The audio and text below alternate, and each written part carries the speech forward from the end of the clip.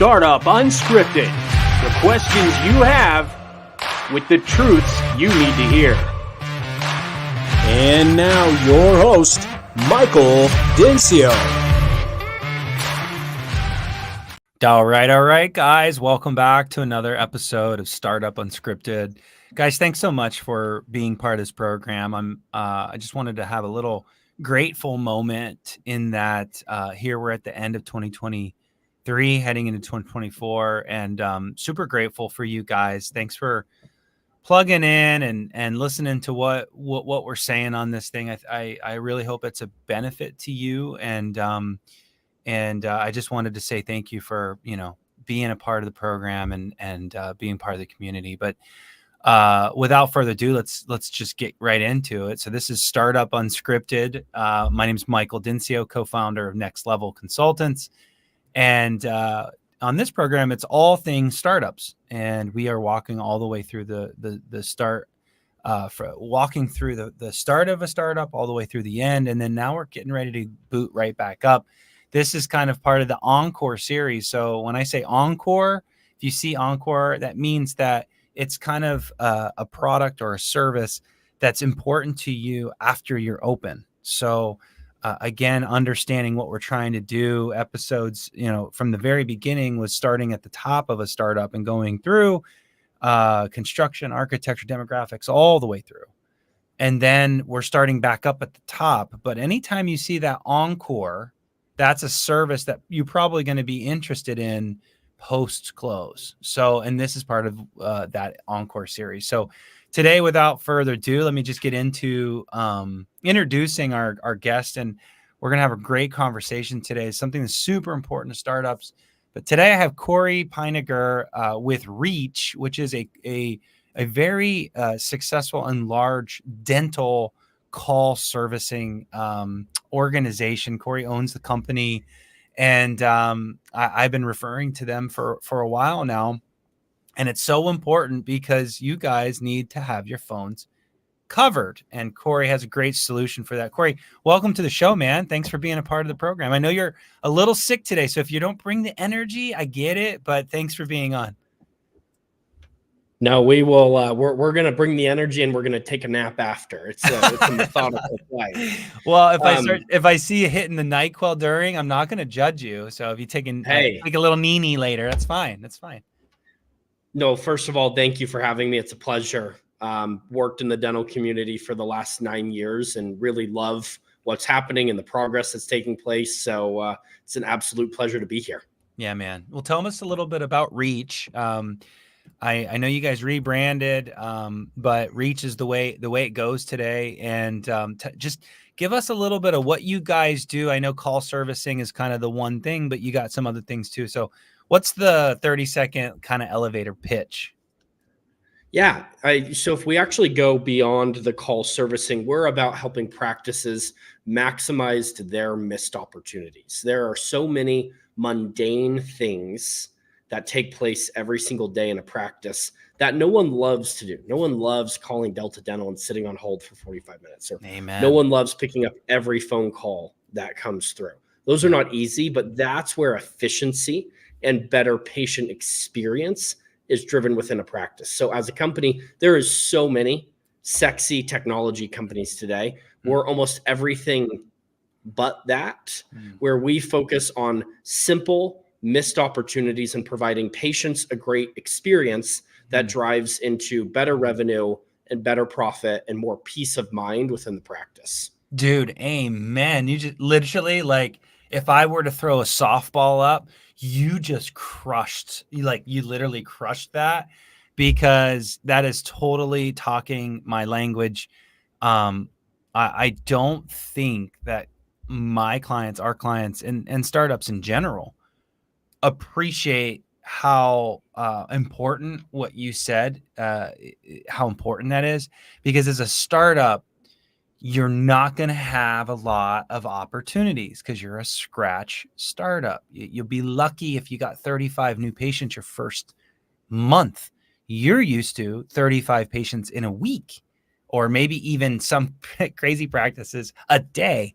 And so, like, like it's all about maximizing and efficiency. You just nailed it. I will add to that wages. So as a startup, you have no revenue. So managing your expenses that's like everything. That's like so important.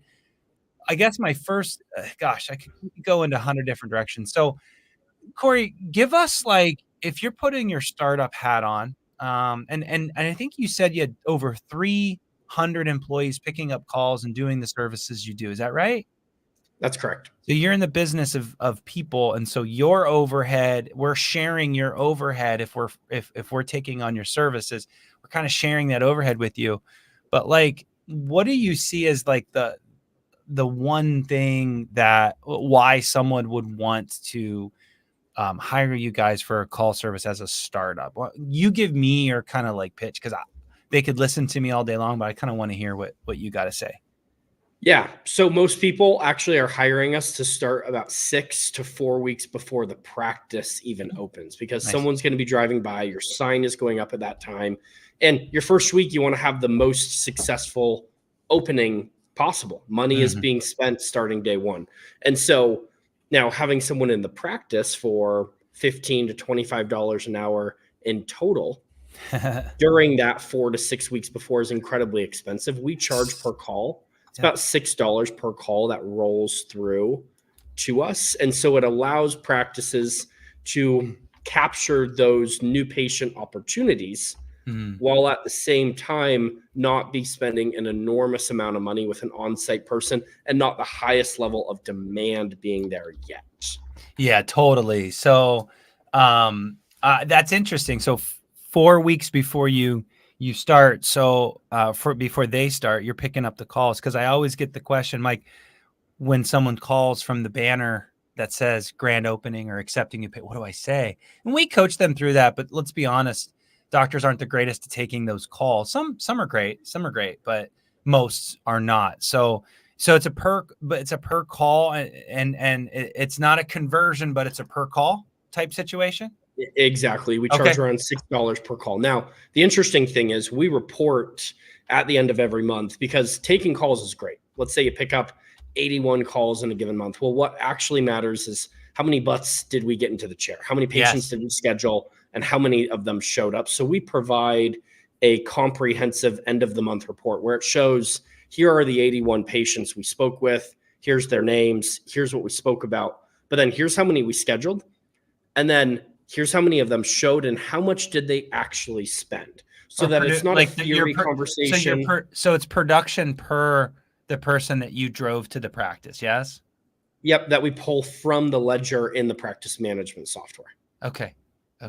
Sorry, I interrupted you. I just wanted to get clarity on that. So essentially you're giving reporting on the calls that you're picking up and how much, and what the value of that particular call. Now, do you guys get bonused, or is there like some kind of win-win situation where you'll get paid more per conversion, or is it just coverage? And that's okay if it's just coverage. I'm just asking, like, is there motivation for folks to drive people to the schedule? Does that make sense?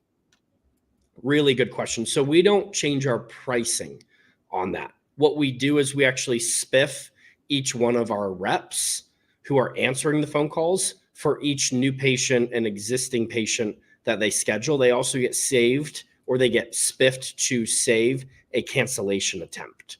We didn't want to, I'm all about simplicity as a business owner. Yeah. And so if you came to our pricing and it's like, hey, we charge $5.15 per call, but then if we schedule a treatment appointment, it's $27 on top of that. We wanted to build a system where it's very easy to understand what's going on, but you're correct that our agents have to drive alignment of getting people scheduled. Okay, so you guys are essentially doing some motivational factors behind the scenes if some of these metrics are better, because essentially, like, you could just have a bunch of, get a bunch of people on the schedule and then they don't show up, or fake calls. I mean, someone would have to go to some serious lengths for that, but essentially, you do have some things on the back end for your team. That's cool. And the reality is we run month-to-month agreements, as I think most businesses should. And so if we're not driving butts in the chair that are delivering revenue and better healthcare to patients, practices have the right to walk away. That's And right. so every month we've got to go out there and earn our keep by delivering value and Yeah. not just scheduled names or booked phone calls. That's exactly our model as well at Next Level. So I feel like that's where it should be. I mean, look, I mean, the reality is you have to perform in this day and age, and I think competition's good, and so just all things performance driven third party services I'm a big fan, because I half the time I can't get front office folks to pick up the right way or to convert the right way. And to me, if there's a company like yours that takes calls literally every single day, are they going to be better at it than probably your front office person? I mean, I'm saying your front office person is probably pretty good. Finding that maybe they're average, but like if you do something every single day, you're kind of the specialist at it. Am I crazy there? I mean, you guys should be better at it than the average person, are you? Yeah, so this is actually a really good question. I would agree from all we do is pick up new and existing patient phone calls and attempt to book them. So we're very good there. Where we can sometimes not match the level of the practice, to be candid, is all of the nuances around minute questions. You had a question on a bill. Who does it get to? So there's some level of when Susie calls the practice and Mike is at the front desk and he knows Susie, there's a relationship already built there. What we're very good at is taking new and existing patients and attempting to get them scheduled, where I would say we're not as good. And frankly, I've never seen a call center or a call service knock it out of the park, is all of the minute relationship and practice nuance details. We're working on getting there. I also am not a big believer in selling a used car. We're good at what we're good at, and that's scheduling people and getting them to show up to their appointments. Yeah, that's right. That's right. So I think a lot of the confusion with, or not confusion, that's the wrong word.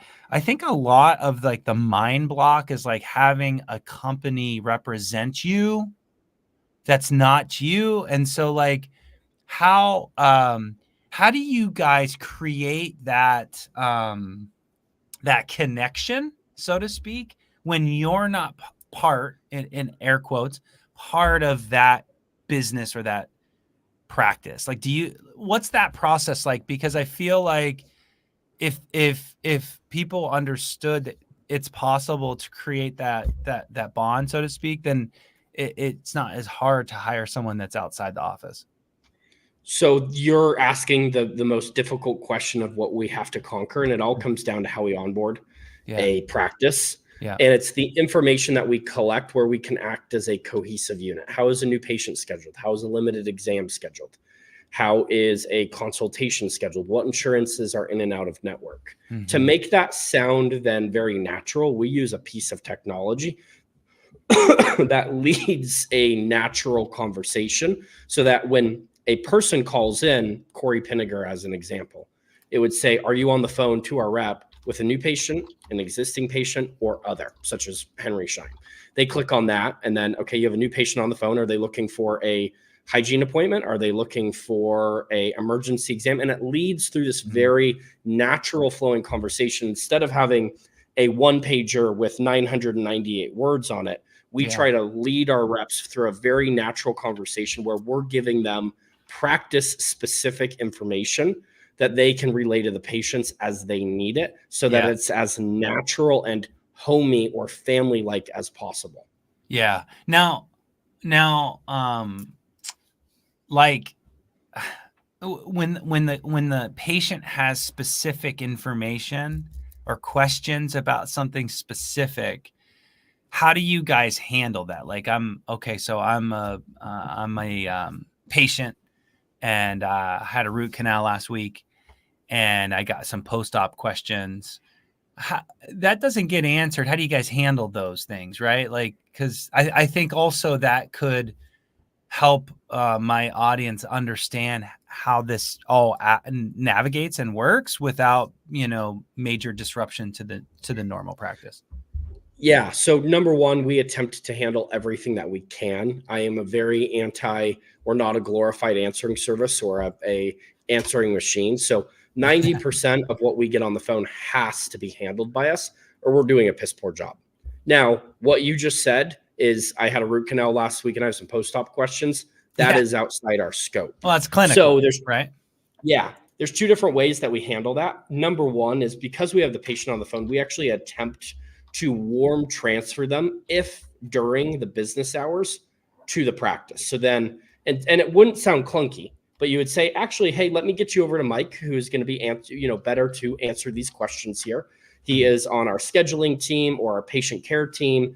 We would loop, get a hold of you on the phone. Hey, Mike, we've got Cindy on the other line. Here are her questions. Great. We loop Cindy into the conversation and allow you to take it from there. Nice. Warm transfers are the best way so that it's not, let me forward you to someone else. That's really clunky because someone's already explained to you. Right. Number two, in the situation where you're closed or we can't get a hold of the practice, we are then sending a text message and email through our service saying urgent matter, here's the name, and then they can log into our portal where they're able to see everything that just took place, who they should be calling back, so on and so forth. Ideally, it's a warm transfer. If not, we're sending out certain urgent messages to those who are responsible. Nice. Okay, cool. So big picture, like let's go back to how to ROI a service like this, because I think this is to me, like an ex-banker, this is where my head goes, right? So I always think about like, okay, Mike, how many people do I hire? How many hours? I can't miss phone calls, and their decisions of hiring team is always about covering the phones. But to be honest with you, and you kind of already said it, like to have someone sitting around picking up your phone at $22 or $25 an hour for 5 days a week is just not economical. So this is kind of like the game changer where you can hire someone up front for 3 days a week and then have Cory's team cover all the rest of the days at a dollar per call or whatever, the dollars per call, whatever that number is way more economical. So that, to me, that's the game changer, right? So do you find that startups are following that model? Is that the biggest ROI in your mind? Because I mean, I hope I'm not answering it, but I just want to have a discussion around the ROI of this situation. Answering service is a no-brainer as long as the quality and the scheduling is done to the practice standards. Okay. And it doesn't matter if you have one person or two persons. There are just, if you look at call patterns during the day, if you look at a, up and down curve, there's just fluctuations of calls during the day that one or two people cannot handle. And so how do you have a service that operates as a fail-safe that can be answering all those calls, especially as you're new? We all know that if you call somewhere and they don't pick up, you call the next Google listing. That's right. And there's very little loyalty unless it's a direct patient referral, unfortunately, in our current society. And so it's all about being there when your patients need it. And that also allows you as a doctor to come in and have a morning huddle and know that your phones are still getting answered and patients are still getting properly helped. The reality is, if you look at all of dental practices, 32% of all phone calls during business hours go 32% during business hours get missed? Yep. And that has been correlated by your Mango Voices, your Weaves. And so that is marketing dollars that are just rolling down the toilet. Literally. And it's hard to handle those patterns of calls when they spike and then they dip. There's no way to staff perfectly to that. And so we provide a service that helps maximize that at an efficient cost. So are you guys open 24 hours? Is that no? Because that doesn't make sense to me. Picking up a phone call at 1 a.m. doesn't make sense, but go ahead. We're open from 5 a.m. to 10 p.m. Okay. And the reality is, if I'm just brutally honest, we're open on the weekends and some later hours, not because it makes us a ton of money, but because practices, when we get calls on our sales line, dentists go, I need an after hours scheduling service. That is the farthest thing from the truth when you look at the numbers. You need a during hours overflow service from a number of missed calls. We're open 7 days a week because it is great from a marketing perspective. And there's no reason to not want to pick up a phone call at 3 p.m. on Sunday. The vast majority of work is done during normal business hours and peaks around 3 areas. When you open, that 8 to 9:30. Okay. When you're getting ready from lunch from 12:30 to 1:30, and as the day begins to wrap up. Yeah, because that's when everybody else is taking lunch. You're taking lunch. Like if I was gonna call and try to make a dental appointment, I'm gonna call my lunch hour. Well, if all my dental all the practice dental employees are taking a lunch, no one's picking up the phone. That makes total sense. Okay, so right in the morning, because people are like driving their kids to school or just all this stuff that was in their head last night, they're getting it offloaded first thing in the morning during lunch. And then what was the other one? Was it right after hours close? No, right as the day begins to end. So 4 through 5:30, you do see a light spike. The biggest spikes are in those 2 sections in the morning. Your third biggest spike is as people head home for the day. What I want people to understand is even if you have a team in place, they're missing calls today. You just said, what did you say? 32%, right? 32%. 32%. So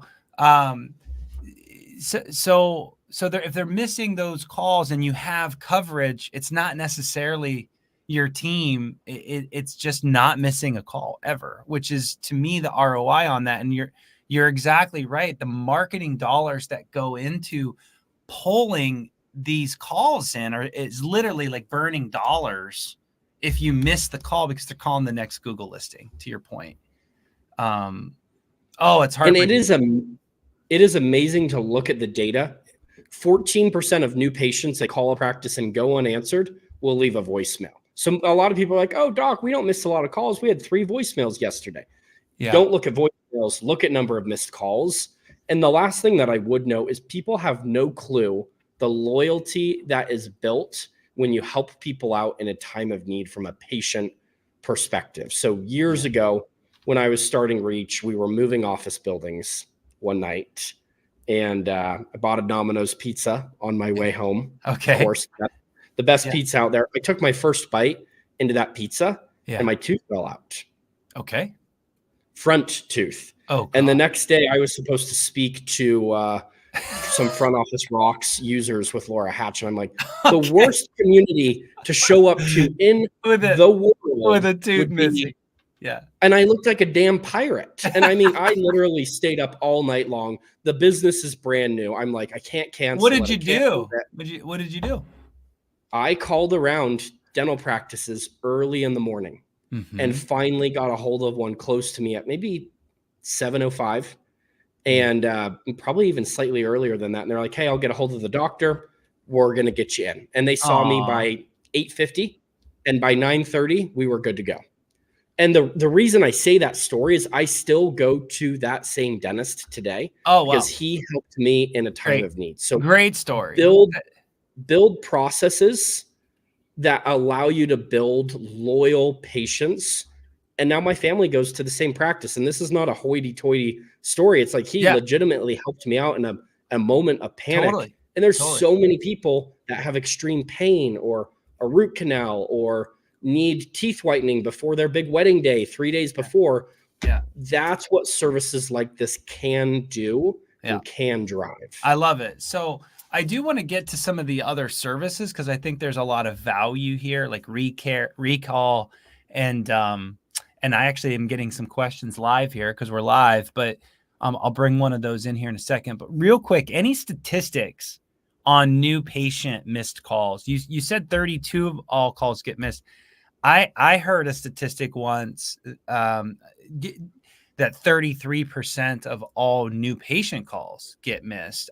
Any other fun statistics that you have that might be alarming to the audience? I mean, as a consultant, you almost want to throw up in your mouth when you hear some of this stuff, but it's like our clients are very driven by numbers and statistics. And so just those two, 32% all are what did you say? Yeah, 33% of all new patients get missed. You said 32% of all calls get missed. So it's about the same, right?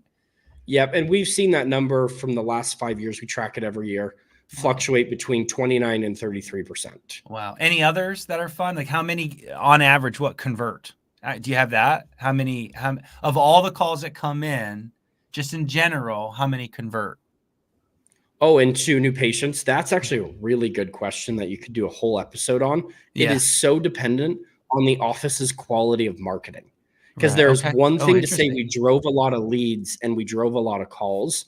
Were they the right insurance? Did the practice have the availability to schedule? So that's actually one of our more wider varying numbers. I wish there was more rhyme or reason, but it really does depend on practice availability and the quality of opportunities that are coming in. So we've done a lot of mail for our startups, and right out of the gate, and we find that a good converting ratio is 60 to 70% of all new patient calls. If it's lower than 60 to 70% of the new patient calls, then there could be something broke, right? But you're right. I mean with that statistic, it kind of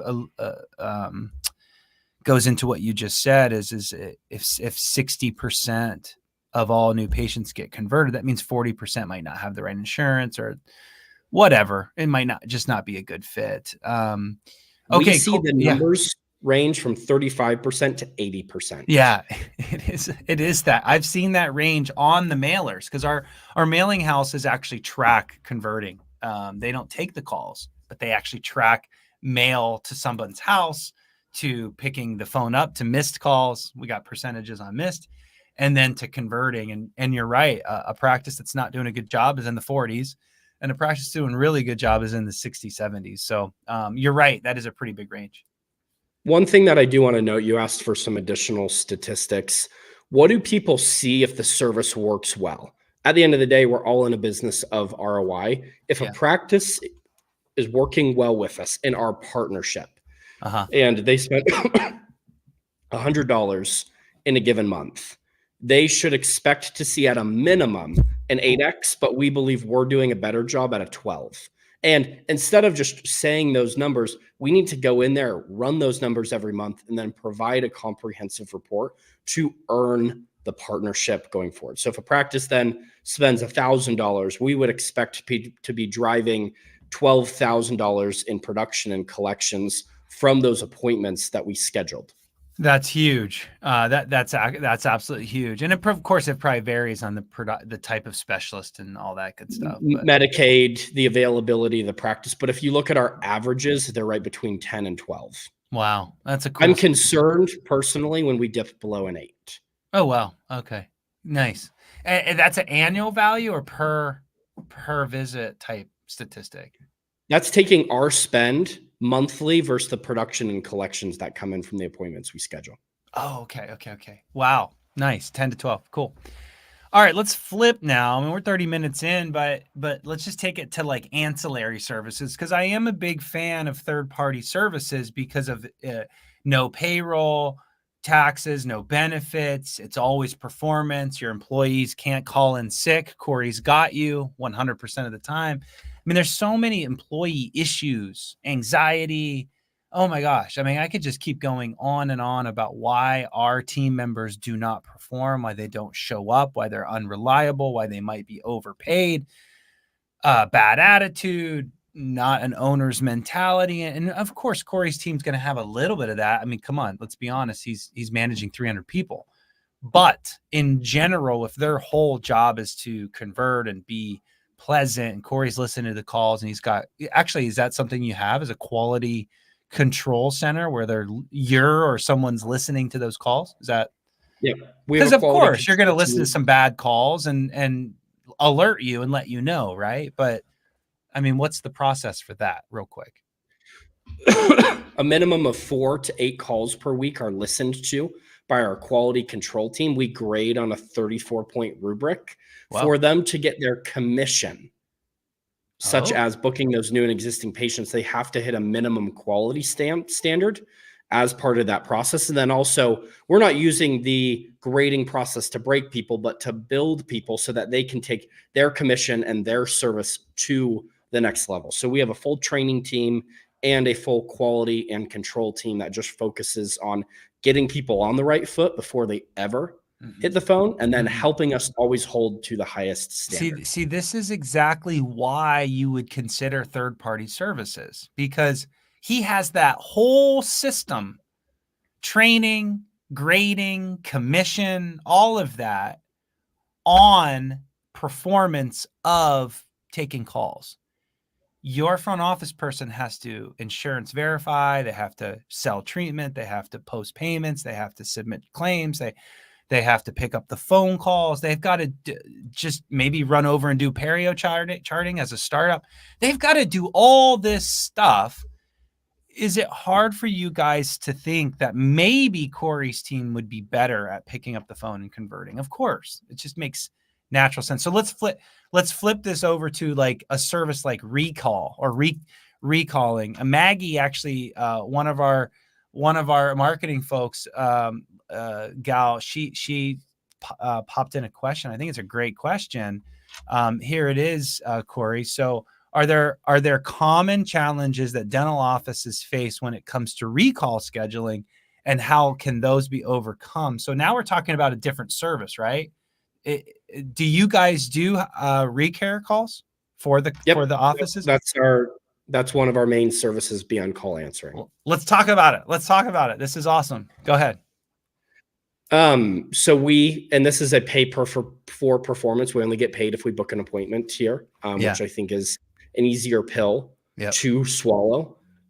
We call in the ideal hours. Pre-COVID, those were about 4 to 7:30 at night when people were actually home. COVID's flattened that scale slightly, where people are often more home in the day, but we still have a lot of our resources from 5 to 7:30, where we can reach people when they're home, when they have an availability to chat, and when a dental office is usually not going to call them. Yeah. So let me hold that. Let me pre-frame here.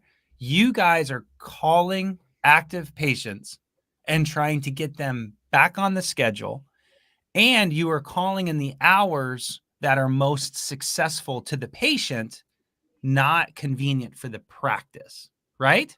Yep. Because what happens is what, like, dental assistants are running around and doing all these things, and front office doing all these things, and then we get a cancellation. We got an hour of a free minute, and that just happens to be maybe at 2 p.m. when everybody's working and your success rate is terrible to make recare calls. So maybe hire Cory and his team to smile and dial during the hours that make the most sense. Yeah? 100%. And the interesting thing is, if you look at most practice management softwares, 56% of all patients are overdue.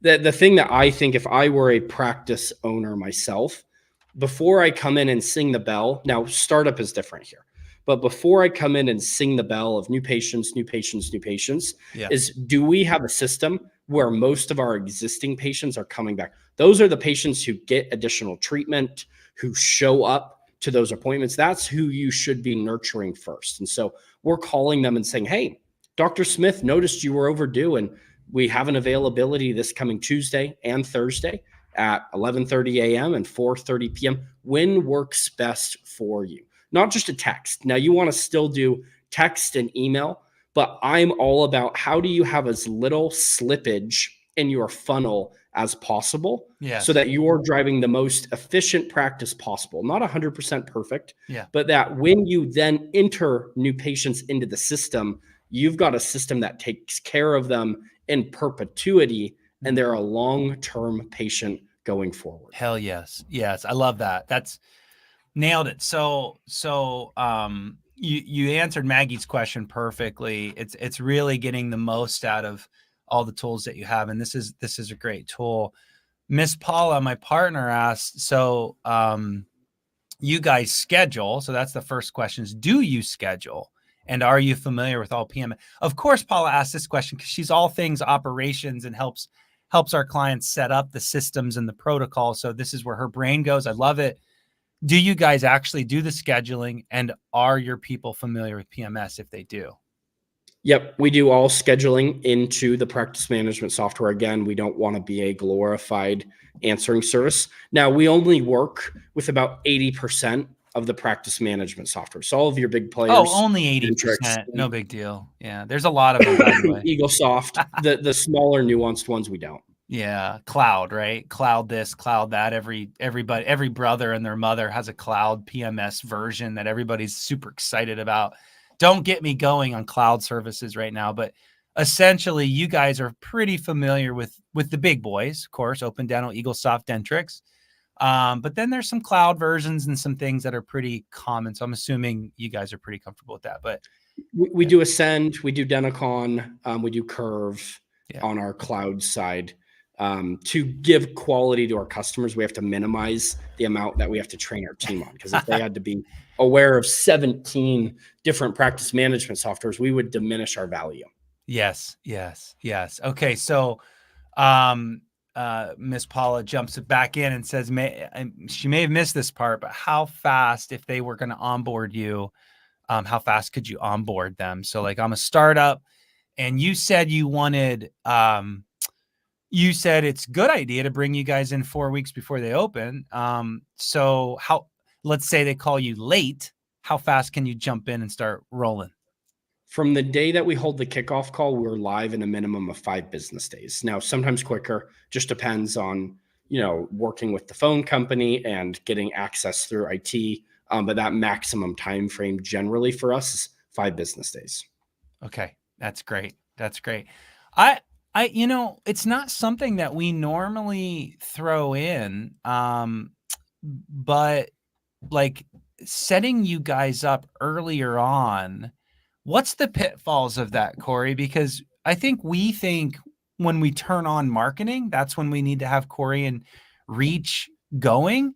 But like with your pay structure, and we didn't get into it, and I don't want to quote you too much on the program, but I guess I'm thinking if it's a cost per call, I mean, what are the downsides? Are they paying a lot of money before they're even open? Because that's where my head goes. Are you with me with this conversation? Not a significant amount. If I were to call out, and this is answering your question to the side, the biggest pitfall that can take place from having an answering service is still having your staff expected to pick up as many phone calls as possible.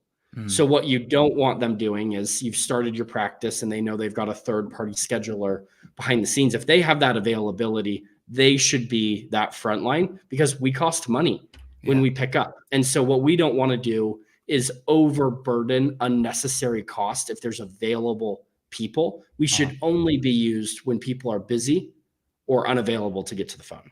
Yeah. I see. So if you have coverage at the office and they pick it up, we're good, no cost. But if someone misses it or it's outside the hours, it'll cost them. But that's perfect because you're utilizing I guess you're catching the slippage. So I love that. That's fantastic. So is there a monthly? And you don't have to answer the specific amount because it could be changed. Podcasts kind of exist forever. People listen to my episodes from 4 years ago. So I don't want you necessarily to quote numbers because it could change and all businesses do change and they deserve to change with inflation and all that. But is there a monthly plus a call cost? Is that the model? Yes, we do have a small monthly fee that covers the reporting and the portal and all of that. Cool. It's less than $100 a month, but yes, there's a small monthly fee. Right on. All right. That's cool, man. Look, we've been at 38 minutes. That means this episode's been intriguing for me. I like to do these 35. We're over, and that's because you're a great interviewer here, Cory. Anything else that you want to give my audience, my friends out there? Is there a give? Don't feel like you have to, but like some people provide like documents or case studies or maybe a training document we can attach to the description below, or anything big give or any last minute words of advice before we shut this bad boy down.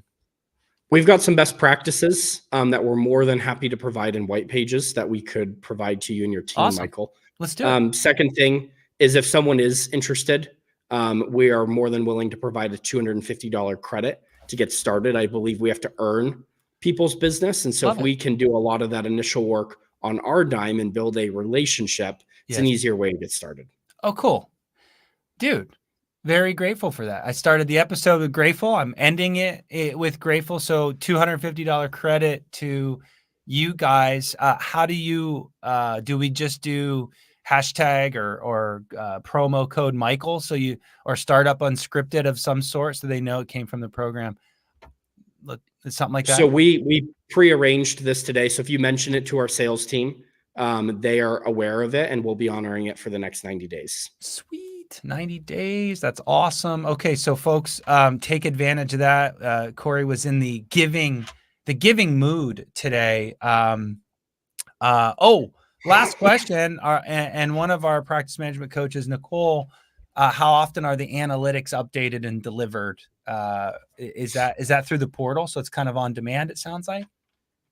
It's on demand. And then our end of month holistic ledger summary comes once a month. But in terms of patient interactions, who's getting scheduled, all of that is live in the moment. Dude, I can't think of a better service for these startups because, again, they need coverage. There's opportunities walking in the door. There's tons of marketing dollars being spent. I mean, it's just on and on. And so DSOs are hiring you guys. And I always think like if DSOs are doing it, probably makes sense if it makes sense, right? Like I know that contradicted. So, but not everything the DSOs do makes sense. But when it comes to business, sometimes you have to really consider it. And third-party billing, insurance verification, which I know you guys do, picking up the phone call, missed calls, phone coverage, recare. I can't get my offices to do more recare calls. I love that service. So if you want to learn more about Reach, you got to get a hold of Cory and his team. We'll put all of that information below. And man, thank you so much. I feel like we all learned something today, and it sounds like there's this pretty big promotion that I want folks to take advantage of as well. So thanks for being a part of this. Thank you. It's been a pleasure. All right, man. Feel better. Happy holidays. Hey, thank you. Talk to you soon. Thanks.